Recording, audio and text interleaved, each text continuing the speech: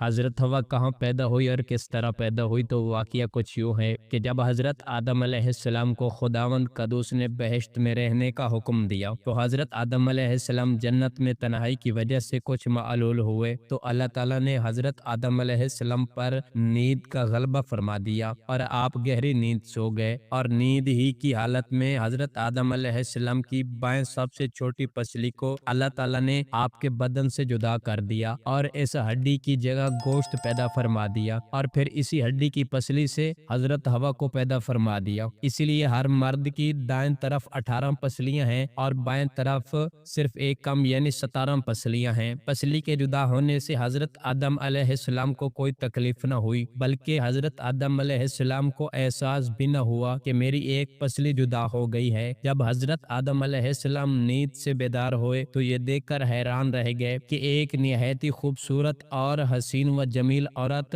آپ کے پاس بیٹھی ہوئی ہے۔ تو حضرت آدم علیہ السلام نے ان سے فرمایا کہ تم کون ہو اور کس لیے یہاں آئی ہو؟ تو حضرت حوا نے جواب دیا کہ میں آپ کی بیوی ہوں اور اللہ تعالیٰ نے مجھے اس لیے پیدا فرمایا ہے کہ آپ مجھ سے سکون قلب حاصل کر سکیں اور مجھے آپ سے تسکین ملے اور ہم دونوں ایک دوسرے سے مل کر خوش رہیں اور پیار و محبت کے ساتھ زندگی بسر کریں اور خداوند قدوس کی نعمتوں کا شکریہ ادا کرتے رہیں۔ تو قرآن مجید میں چند مقامات پر اللہ تعالیٰ نے حضرت حوا کے بارے میں ارشاد فرمایا ہے، جس کا ترجمہ یہ ہے، اور حضرت آدم علیہ السلام سے ان کی بیوی کو پیدا فرمایا اور ان دونوں سے بہت سے مردوں اور عورتوں کو پیدا فرمایا۔ تو اس تمام واقعہ سے جو درس ہدایت ملتا ہے وہ یہ ہے کہ حضرت آدم علیہ السلام و حضرت حوا کی تخلیق کا واقعہ قرآن مجید کے ان عجائبات میں سے ہے جن کے دامن میں بڑی بڑی عبرتوں اور نصیحتوں کے گوہر ابدار کے انبار پوشیدہ ہیں۔ نمبر 1، اللہ تعالیٰ نے حضرت آدم علیہ السلام کو مٹی سے پیدا فرما دیا اور حضرت حوا کو حضرت آدم علیہ السلام کی پسلی سے پیدا فرمایا۔ قرآن کے اس بیان سے یہ حقیقت عیاں ہوتی ہے کہ خالق عالم جل جلالہ نے انسانوں کو 4 طریقوں سے پیدا فرمایا ہے۔ نمبر 1، مرد و عورت دونوں کے ملاپ، جیسا کہ عام طور پر انسانوں کی پیدائش ہوتی ہے۔ نمبر 1 یہ کہ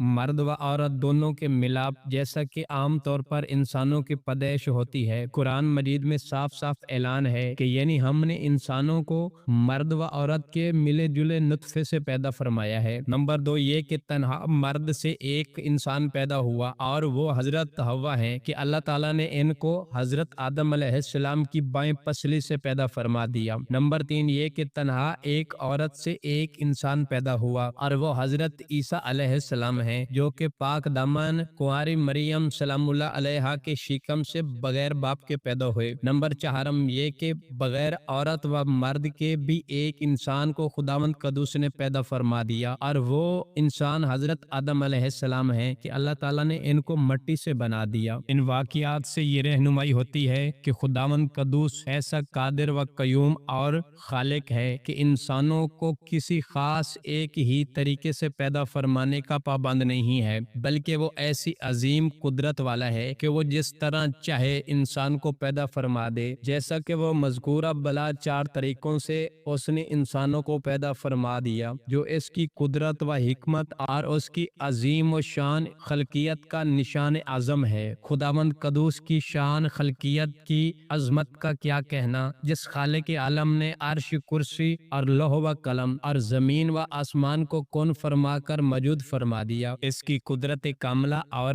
حکمت بالغہ کے حضور خلقت انسانی کی بھلا حقیقت و حیثیت ہی کیا ہے، لیکن اس میں کوئی شک نہیں کہ تخلیق انسان اس قادر مطلق کا وہ تخلیقی شاہکار ہے کہ کائنات عالم میں اس کی کوئی مثال نہیں، کیونکہ وجود انسان عالم خلق کی تمام مخلوقات کے نمونوں کا ایک ہی جامعہ مرکہ ہے۔ تو اس لیے تو مولا امیر کائنات حضرت علی علیہ السلام بادشاہ نے فرمایا ہے، یعنی اے انسان، کیا تو یہ گمان کرتا ہے کہ تو ایک چھوٹا سا جسم ہے، حالانکہ تیری عظمت کا یہ حال ہے کہ تیرے اندر عالم اکبر سمیٹا ہوا ہے۔ ممکن تھا کہ کوئی مرد یہ خیال کرتا کہ اگر ہم مردوں کی جماعت نہ ہوتی تو تنہا عورتوں سے کوئی انسان پیدا نہ ہو سکتا تھا۔ اسی طرح ممکن تھا کہ عورتوں کو یہ گمان ہوتا کہ اگر ہم عورتیں نہ ہوتی تو تنہا مردوں سے کوئی انسان پیدا نہ ہوتا۔ اسی طرح ممکن تھا کہ عورت و مرد دونوں مل کر یہ ناز کرتے، اگر ہم مردوں اور عورتوں کا وجود نہ ہوتا تو کوئی انسان پیدا ہی نہ ہو سکتا تھا۔ تو اللہ تعالیٰ نے چاروں طریقوں سے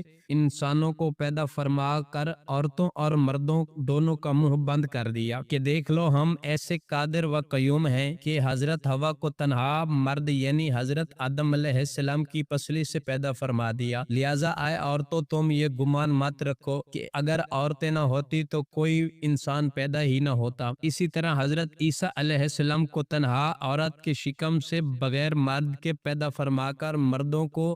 یہ بتا دیا کہ اے مردو تم یہ ناز نہ کرو، اگر تم نہ ہوتے تو انسانوں کی پیدائش نہ ہو سکتی تھی۔ یہ دیکھ لو ہم نے حضرت عیسیٰ علیہ السلام کو تنہا عورت کے شکم سے بغیر مرد کے پیدا فرما دیا ہے، اور حضرت آدم علیہ السلام کو بغیر مرد و عورت کے مٹی سے پیدا فرما کر عورتوں اور مردوں دونوں کا منہ بند فرما دیا۔ آئے عورتوں اور مردوں تم کبھی بھی اپنے دل میں یہ خیال نہ لانا کہ اگر ہم دونوں نہ ہوتے تو انسانوں کی جماعت پیدا ہی نہ ہو سکتی تھی۔ دیکھ لو کہ حضرت آدم علیہ السلام کے نہ باپ ہیں نہ ماں ہے، بلکہ ہم نے ان کو مٹی سے پیدا فرما دیا۔ یعنی کہ اللہ تعالیٰ ہر چیز کا پیدا فرمانے والا ہے، اور وہ ایک ہے جو بہت ہی غلبے والا ہے۔ وہ جس کو چاہے اور جیسے چاہے اور جب چاہے پیدا فرما دیتا ہے۔ اس کے افعال اور اس کی قدرت کسی اسباب و علیل اور کسی خاص طور طریقوں کی بندشوں کی محتاج نہیں ہے، یعنی وہ جو چاہتا ہے کرتا ہے۔ اس کی شان یہ ہے یعنی جس